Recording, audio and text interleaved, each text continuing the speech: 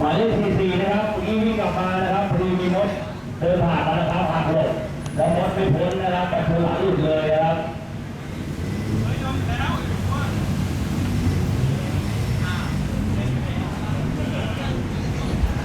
เราเป็น100 กับ 1 ก่อนนะครับ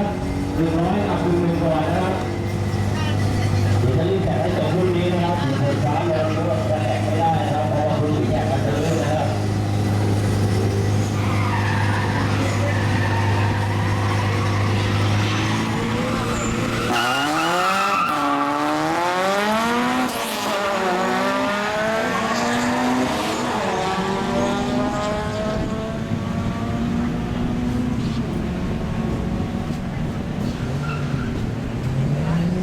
หมายเลข100นะครับทำเวลา25.87นะครับหมายเลข1นะครับทำเวลาอยู่ที่16.257นะครับ